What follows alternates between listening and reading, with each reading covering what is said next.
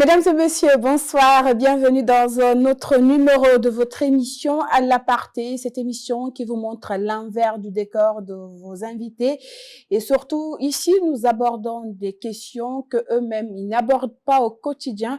Alors aujourd'hui, nous parlons de musique, nous parlons de pop et vous allez découvrir notre invité dans cette biographie de Sarata Fofana. Sa maman, Aïcha Djoubaté, est devenue célèbre à cause de son morceau Baya et s'est toujours faite appeler Aïcha Baya Maba, bébé Baya, 2 enfants. Bienvenue ici, c'est maintenant que vous nous captez. Bonsoir bébé Baya. Bienvenue dans l'aparté. On a attendu ce moment depuis très très longtemps et enfin, ça arrive. Voilà. Alors bébé Baya, ton vrai nom Laura Toubari, et déjà dis-nous comment est venue l'idée de la musique? Comment ça a réellement commencé?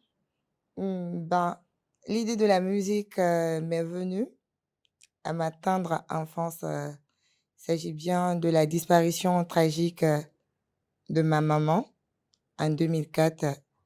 Donc, quand ma mère a rendu l'âme, j'ai eu cette idée, cette initiative de la remplacer sur le plan musical pour ne pas que son nom disparaisse dans le milieu artistique.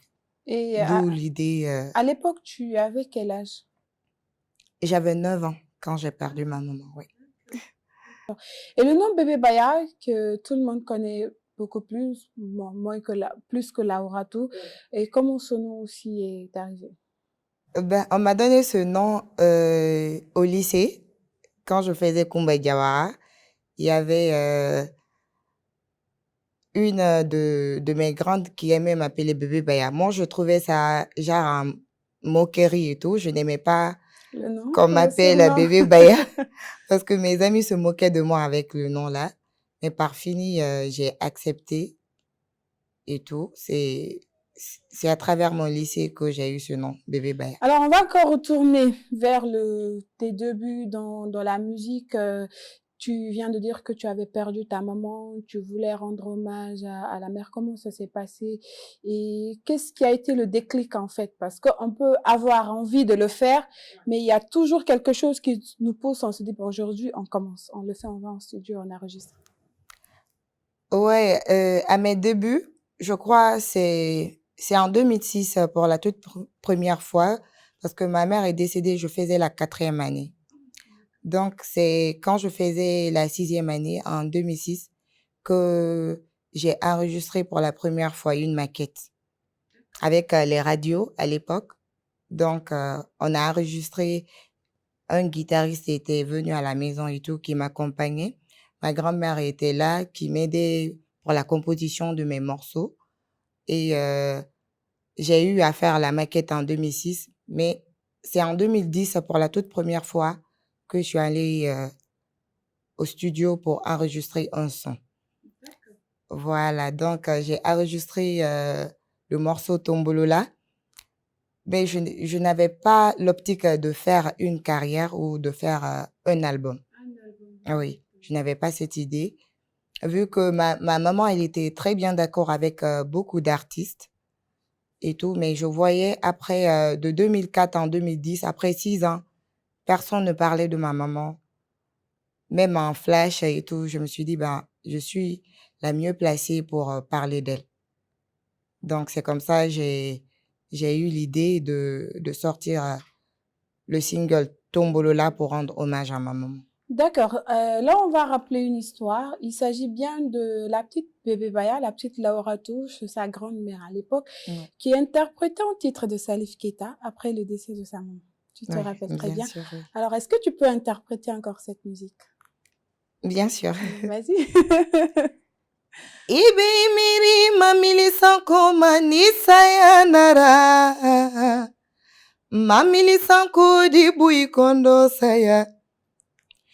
Ibi miri avion sanko manisa ya nara.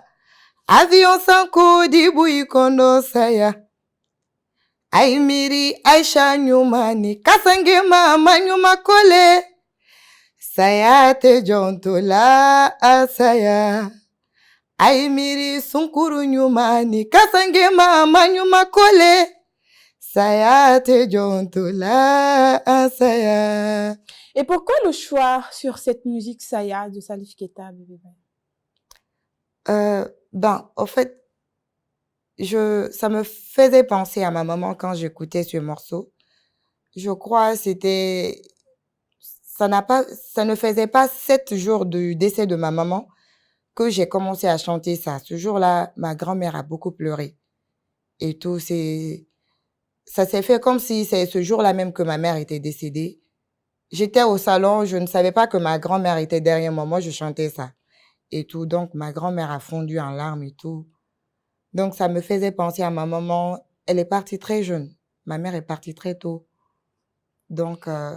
Alors, Bébé Baya, le titre Tombola qui est sorti, tu étais très très jeune. Est-ce que ta famille maternelle a une fois voulu s'opposer à ton envie de rendre hommage à ta maman? Non, ça n'est jamais arrivé. Quand j'ai eu cette idée de remplacer ma maman sur le plan musical, j'ai eu le soutien de toute la famille maternelle. Déjà, mes 2 albums ont été financés par mes 2 oncles maternels. Donc, j'ai eu le soutien de ma famille. Ouais. Et quand tu es rentrée dans le studio pour la première fois, comment tu t'es sentie? Ce jour-là, je peux dire, j'avais le trac, comment j'allais chanter et tout. Mais par fini, vu que la grand-mère était là, parce qu'elle a toujours été là, même après le single, même après la toute première fois pour le studio, elle était toujours là, elle m'accompagnait. Donc, ça s'est passé comme ça, en fait. Elle était avec toi, donc elle t'a encouragée. Oui. Bon, disons que sa présence aussi te motivait à beaucoup donner même, le meilleur ouais, beaucoup de, même. de toi. Ouais. Et plus jeune, tu voulais être médecin. C'est bien ça, après journaliste, à cause d'une émission que tu écoutais régulièrement. Pourquoi tu n'as pas suivi l'un de tes rêves?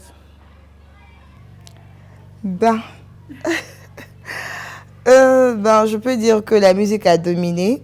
Et parce que c'est vrai, au début, quand j'étais très jeune, quand je pensais être médecin, et pour le journalisme aussi, j'étais encore très très jeune. Mais après, j'ai eu encore d'autres rêves, parce qu'on ne finit pas en fait de rêver et tout. Donc, j'ai voulu être banquière aussi. Et finalement, que j'ai eu ma licence en banque et assurance. Ah, c'est très bien. Donc, mais pour le moment, je n'ai postulé. Je n'ai pas postulé pour le moment. C'est-à-dire que tu n'as pas exercé dans... voilà le métier pour le moment. Ouais. Pourquoi? Ouais. C'est une question de temps. Tu es plus focus sur la musique. Musique, oui. Parce que c'est ce que tu Parce que la musique, elle est très jalouse. Et à la banque aussi, la banque est très rigoureuse et tout. Donc, c'est pas aussi facile de travailler à la banque et aller chanter la nuit, venir tardivement à 3h, 4h et c'est pas donné. Bébé, est-ce que tu as un souvenir de ta mère qui te reste en tête jusque-là? Bien sûr. C'est lequel? J'ai un souvenir de ma mère. Une fois, quand elle est quittée aux États-Unis et tout, elle a amené une valise uniquement pour moi. Ce jour-là, j'étais très joyeuse. Le matin, je me rappelle, c'est comme si ça se passait à l'instant et tout. J'ai ce souvenir de ma maman. Elle aimait beaucoup ses enfants, mon frère et moi. Même quand elle voyageait, elle embêtait ma grand-mère.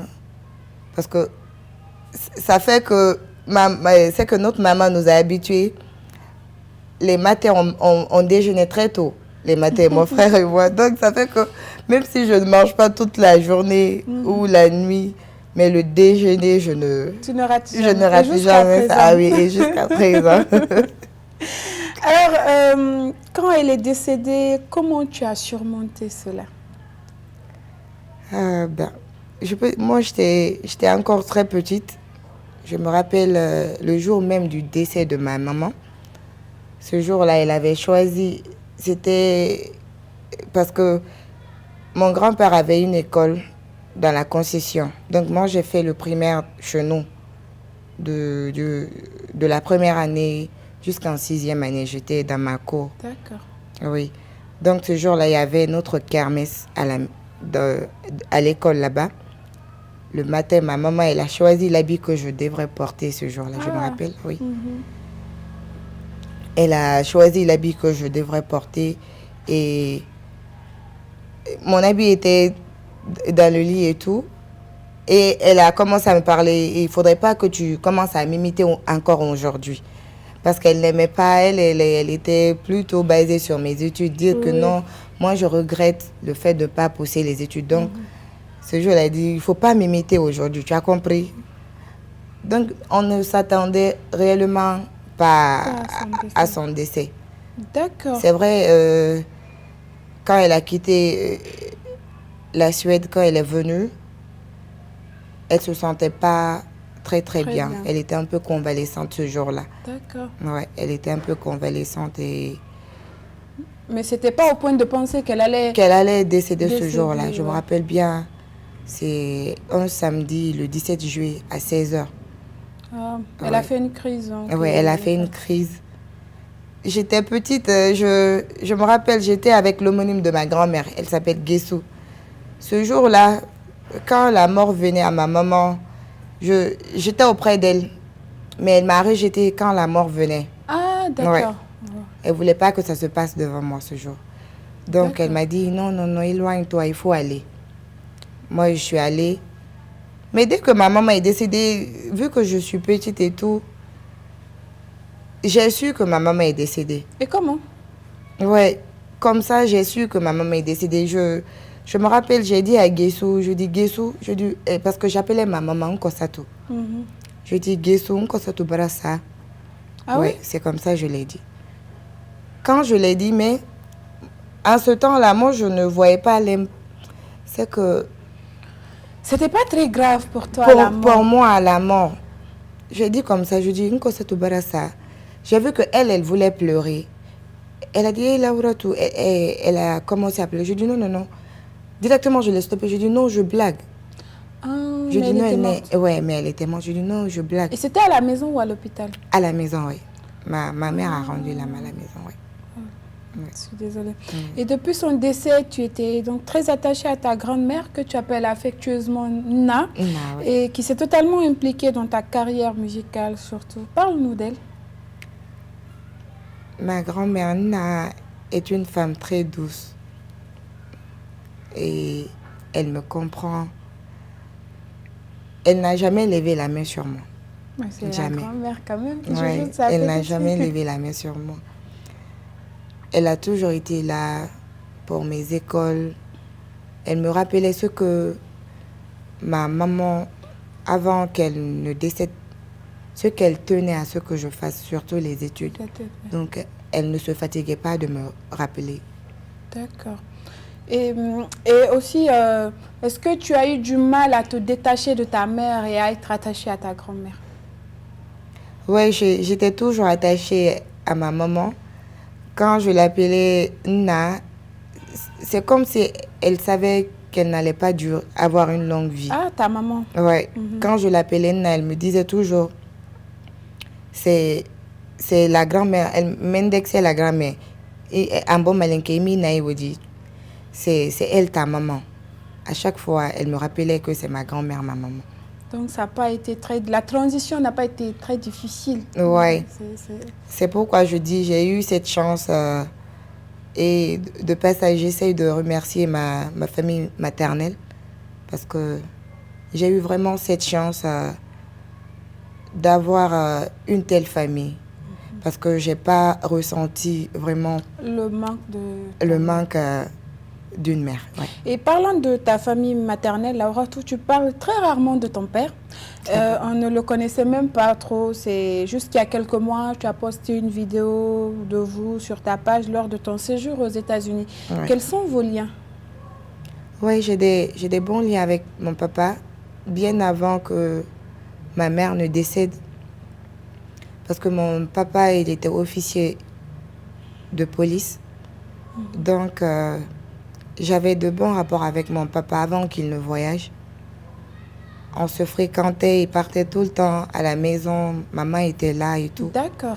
Donc, c'est après le décès de ma maman que mon papa a pris le départ pour... Aller aux États-Unis. ouais, parce que déjà, il, il, il était parti à mission d'abord en Haïti et après là-bas, il est parti aux États-Unis. Quand il a pris sa retraite, donc il est parti aux États-Unis. Et quel rôle il a joué dans ta vie après le décès de ta maman? Beaucoup, parce que le soutien moral vaut plus que tout. Il a toujours été là, malgré la distance. Oui. Mais il a toujours été là, c'est vrai. Bébé Baya, tu as un frère, Mohamed Touré. Oui. On ne parle jamais de lui. On ne voit jamais son image. Oui. Je peux dire qu'il est totalement effacé. On ne sait pas qui il est, qu'est-ce qu'il fait. Personne ne connaît Mohamed Touré, peut-être à part sa famille, mais le public ne le connaît pas. Oui. Parle-nous de Mohamed. Mohamed Touré est un frère que j'adore beaucoup. D'accord.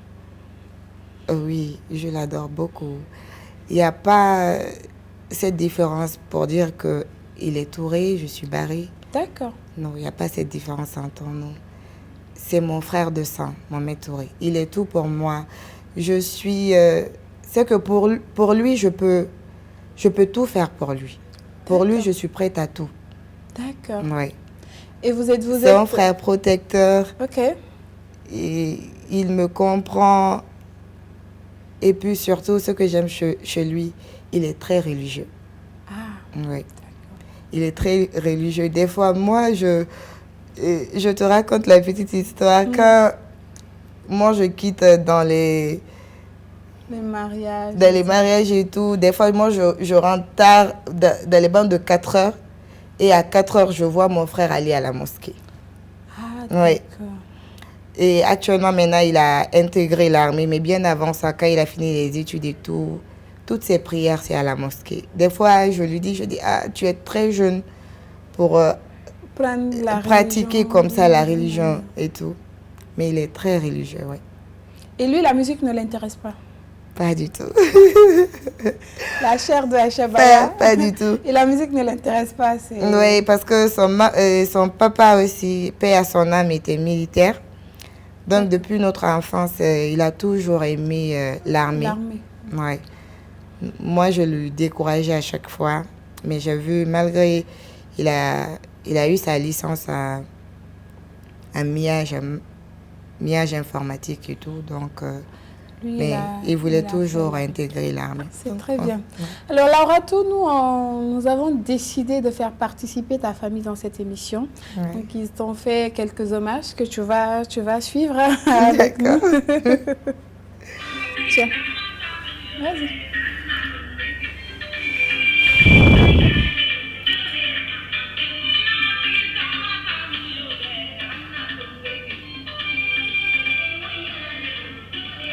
Auratu dini kolon ledi ay dini sabarni ledi kata na satu mama katon del bulu ay nyamin kasiman soro Auratu famma jini alende re min telefoni makonoro fil uta matu kala mota kala menan konoro fil ni telefoni kala le ka kili adin kiloran moni nan wodita ana fa balenka din koloni ba asoro ni sabari le kono akera dini sabarni ni donc kana la comportement ma fale ale koloni yoro mi a koloni fama jidi ale mo susula ko kana ke ka fa ko di nyaraki ka ayre la a dali ma fale akana o ke mo sila kula am be gili la koluluma donc ay continue koloka tu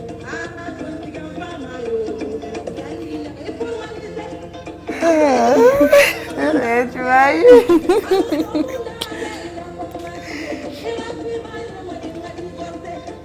Elle a chanté le morceau Tombolola, composé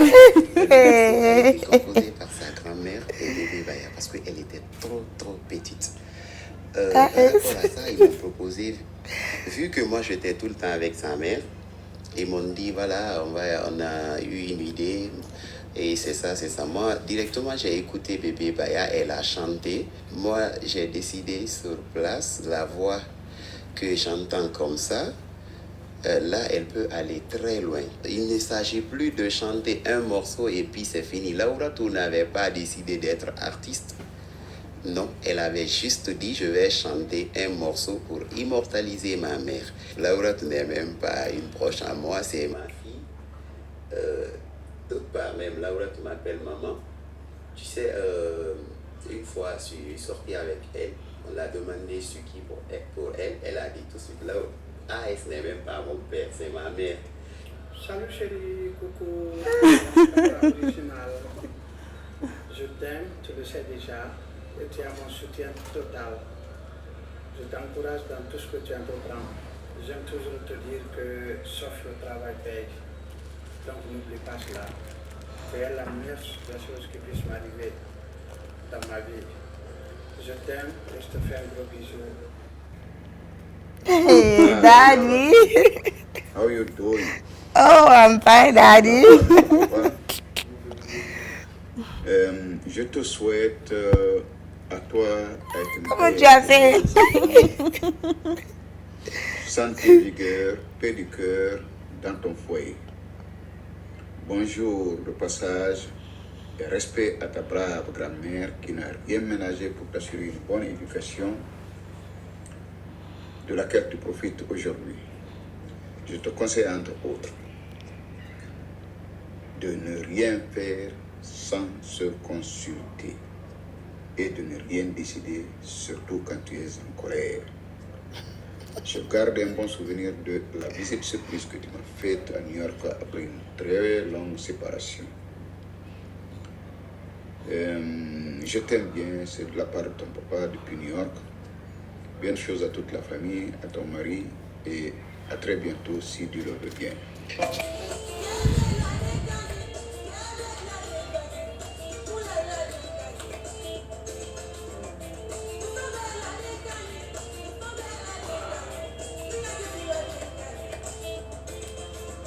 Den min to ko Laura Tou.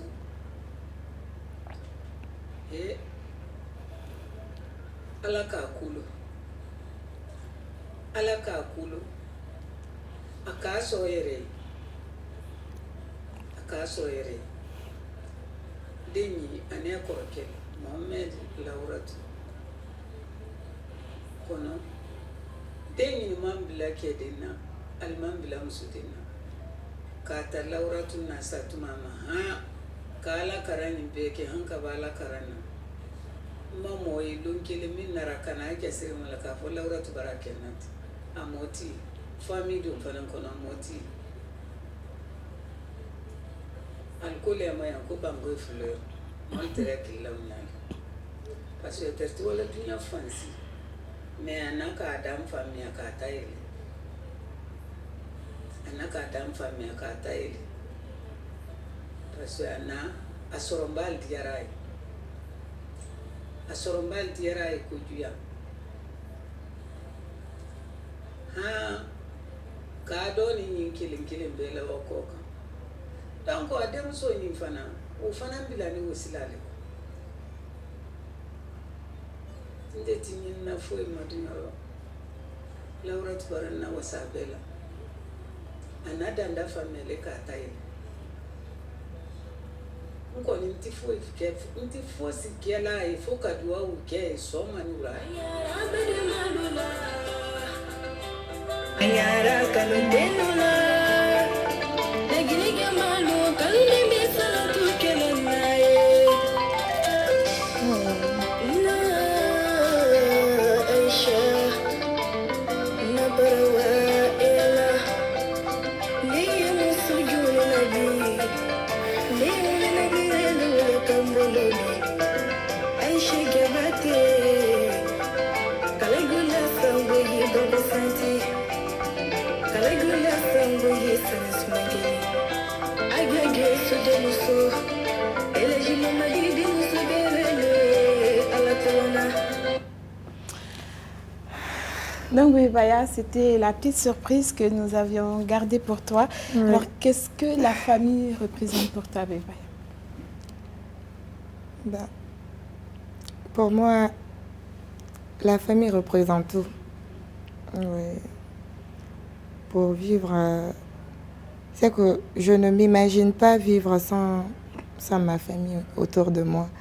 Ma famille est ma force. C'est que c'est ma famille qui me donne le courage de me battre, en fait. Sans ma famille, je ne m'imagine vraiment pas. Oui. Alors, nous sommes avec Lauratou Barry Bébé Baya. À présent, nous allons commencer notre rubrique J'avoue tout pour au moins détendre l'atmosphère. Bienvenue sur Joma TV. Si c'est maintenant que vous nous captez, nous sommes avec Lauratou Barry, l'héritage de feu Aïcha Baya sur ce plateau. Alors bébé Baya, Oui. ce que tu vas faire, tu vas rapprocher cette boîte. D'accord. Si tu veux, tu mélanges les questions. Tu l'ouvres. C'est juste en haut. Ok, voilà. Tu peux mélanger les questions. Tu pioches 5 questions. Tu vas lire et puis répondre.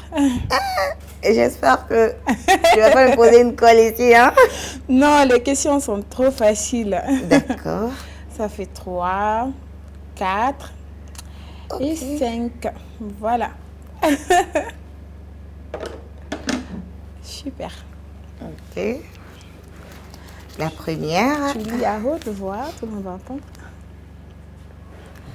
Ok, on me dit, avez-vous perdu un être cher? Si oui, comment vous l'avez surmonté?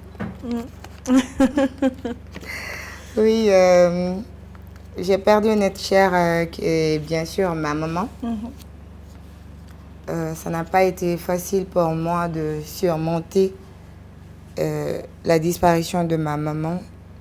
Mais comme je l'ai dit tout à l'heure, je remercie Dieu de m'avoir donné une telle famille. Ouais, je remercie Dieu parce que j'ai pas ressenti vraiment l'absence d'une mère. Ouais. Donc, mais toujours ça arrivera toujours parce que le lien maternel oui, reste et tout. irremplaçable. Et voilà. Donc, ça m'arrive que ma mère me manque et tout.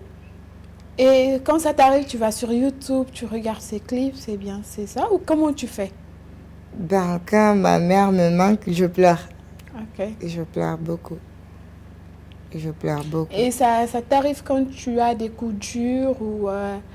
Et justement, c'est quand j'ai des coups durs de la vie qui n'a rien à voir avec la famille et tout. Quand j'ai des coups durs ou des fois, même quand c'est le bonheur, moi, ça me fait penser à ma mère. Oui, quand j'ai le bonheur, je me dis, et si ma maman était là pour partager la joie avec moi? Quand j'ai le malheur, je me dis, si elle était là aussi pour me consoler. Oui. Donc, on va avec la deuxième question. D'accord.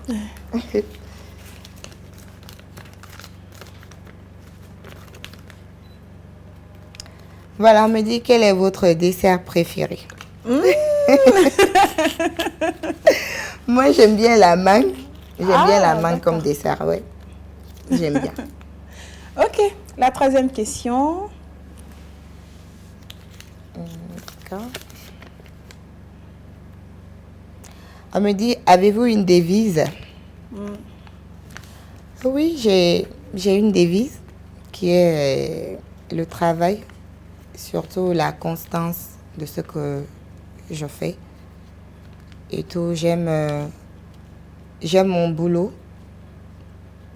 Donc, ma devise, c'est le travail. D'accord. Oui. 3, 4e, c'est... Là, on vient sur la 4e. Ok.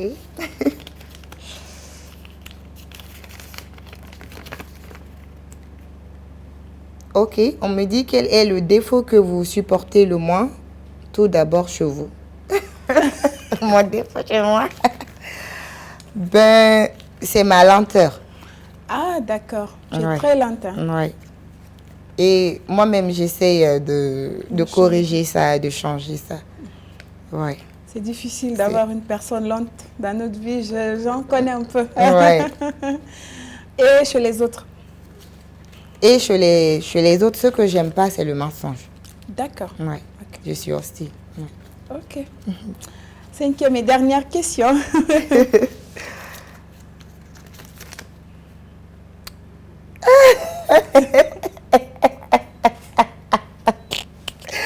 On me me dit quel est le nom de votre premier amour. Hey! Gagné. Je ne peux pas me mettre en problème ici. Mais c'est pas ma bébé. Là, c'est toi qui a piégé les questions. On ne peut pas changer. Ah, on peut pas. Là, c'est le monde qui te regarde là.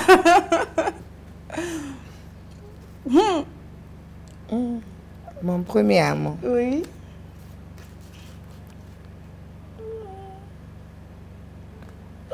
Bon, on va prendre alors le nom du dernier amour. Ah, mon dernier amour, c'est celui qui... Oui, pour sauver la question. Parce que je sais que ça Voilà. commence à être... je dis pas, hein. Alors, le dernier amour, quel est son nom? C'est Sidiki. D'accord. Sidiki. Sidiki qu'on entend souvent dans la musique. On entend souvent son nom dans la musique. Hein? C'est Oui. bien celui-ci. C'est bon? Oui, c'est Voici bon. les 4 questions et demie qui ont été répondues. Bon, les téléspectateurs, pardonnez, c'était pour sauver quand même Monsieur Sidi qui a fait une vidéo pour sa femme. Il est tellement loin de nous, mais il a fait une vidéo pour participer à cette émission. Et donc, on va sauver cette question. Elle va nous dire. De toute façon, le premier amour ne compte pas, c'est le dernier qui compte. Celui qui boucle la boucle. Hein? Oui, c'est ça. Alors, merci Bébé Baya d'avoir répondu à ces questions. Là, maintenant, on continue, moi, avec mes questions. D'accord. On va parler d'un événement qui a bouleversé ta vie. C'était en 2014 où tu as sorti un titre, Ngafuru, Oui. pour taire des rumeurs sur une soi-disant grossesse que tu portais. Ouais. Et comment cette rumeur est sortie et est-ce que tu étais réellement enceinte?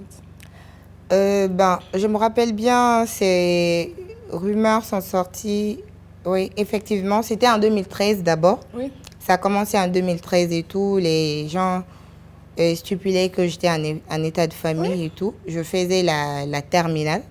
Voilà, je préparais mon bac. Donc, ça a voulu un peu jouer sur mon moral et tout. Parce que en me voyant, j'étais encore très jeune. J'avais quel âge? 17 à 18 ans, je crois. Donc, ça m'a vraiment bouleversée. Je crois même, je suis une fois allée à la radio Nostalgie pour démentir parce que ça avait vraiment pris de l'ampleur. Et avant, les réseaux sociaux n'étaient pas comme en ce moment-là. Donc, je suis allée à la Nostalgie pour démentir et tout. C'est que je me demandais effectivement d'où les rumeurs sont sorties. Et qu'est-ce qui a déclenché? Qu'est-ce qui a Qu'est-ce qui s'est déclenché? passé? Franchement, jusqu'à maintenant, je me demande. Tu te demandes. Oui, jusqu'à maintenant, je me demande. Parce que en réalité, je n'étais pas en état de famille. Moi, je préparais mon bac. J'étais concentrée sur les préparatifs du bac et tout.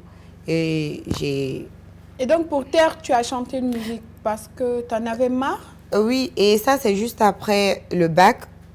Quand j'ai réussi à décrocher le bac et directement, je suis rentrée en studio. Je dis, attends, il faut que je fasse un morceau pour taire ces rumeurs.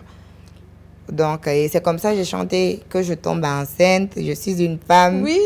Je ne suis pas un Et homme. sauf que Bébé Baya, 3 ans après, tu es tombée enceinte. Voilà, c'est que la bouche des Guinéens, en fait. Ils ont parlé de ça jusqu'à ce que, après 3 années plus tard, et réellement, On aurait quand même aimé des rumeurs comme si tu as été milliardaire. Après, peut-être 3 ans après, tu allais être milliardaire. voilà, et que Mais quand je tu pris ces es genres de tombée rumeurs. enceinte, comment ta famille l'a vraiment appréhendé?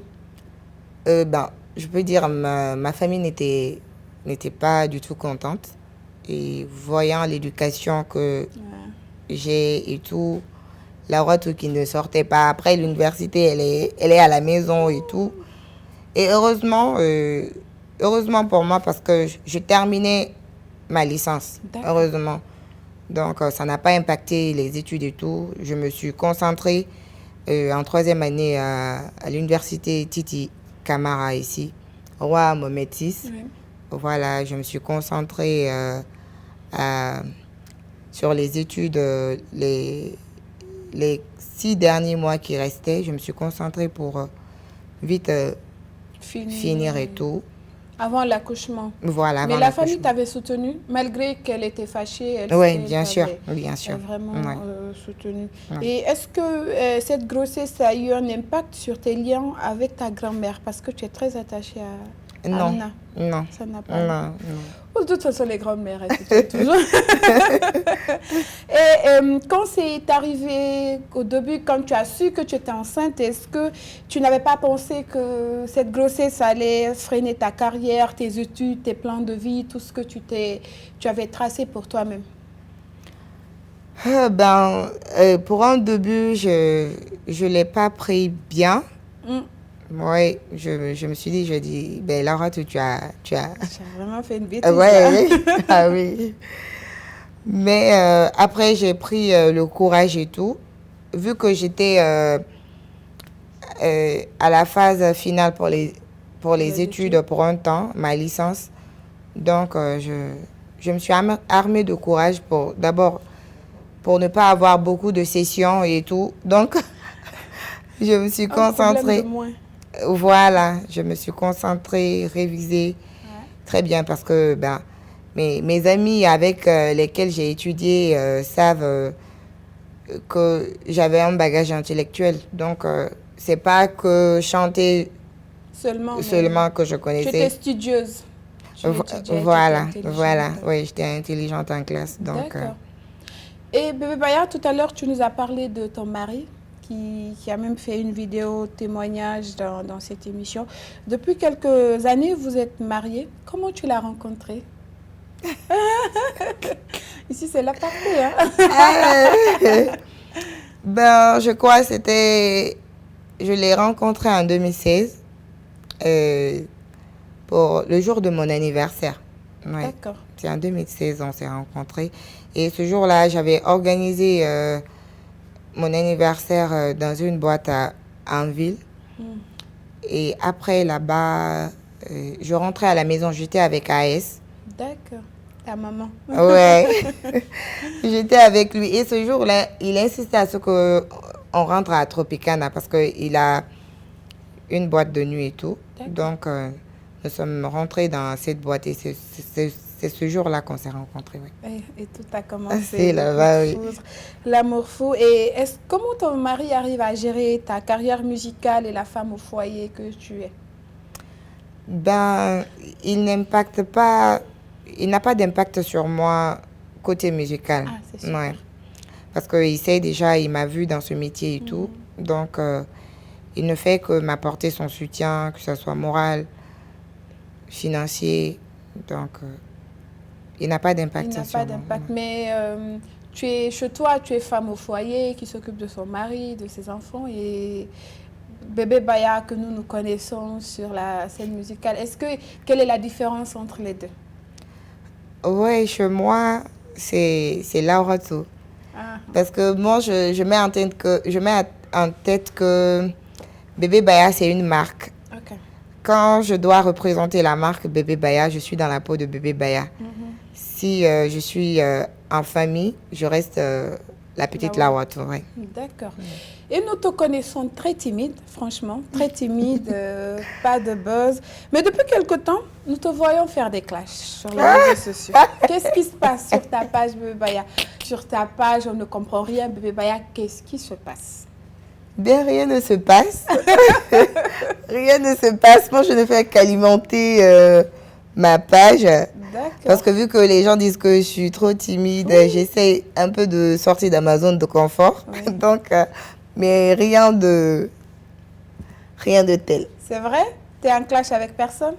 Non, à ce que je cherche. Hein. Ah, d'accord. Donc, toi, c'est pour alimenter ta page parce que quand je préparais cette émission, j'avais une collègue qui était à côté et dit mais comment ça fait des choses? Mais bon, comme on le dit, c'est le milieu aussi qui fait l'homme. Nous sommes presque à la fin de cette émission. Laura Tou, quels sont tes projets futurs? J'ai des projets côté musical. Pour le moment, je pense à faire des singles parce que actuellement l'album, ce que j'ai constaté, ça ne marche pas trop. Quand tu sors l'album, les morceaux sur l'album, c'est pas tous les morceaux qui font chemin. Ouais. Donc, quand c'est par single, ça part vite par rapport à l'album. Et est-ce que tu comptes interpréter une des chansons de ta mère?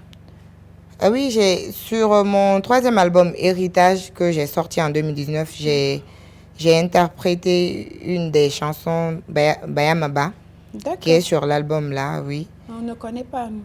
On l'a jamais écouté. Moi, je voilà, c'est pourquoi je dis l'album ne marche pas très vite par rapport au single. D'accord. Merci beaucoup, Bébé Baya, d'avoir accepté notre invitation. Merci de partager ces moments avec nous. Ça a été un très grand plaisir. C'est à moi de vous remercier. Merci pour ce plateau et tout. Et merci à tous les téléspectateurs. À très bientôt, ma belle Mania. Alors voilà, elle a bien clôturé. Et vous aussi, merci de nous avoir suivis depuis le début de cette émission. Merci à Sarata Fofana qui a réalisé ces interviews. Merci à toute l'équipe technique qui était aussi avec nous. Merci à vous. On se retrouve très bientôt dans un nouveau numéro de votre émission La Partie. Au revoir et portez-vous très bien.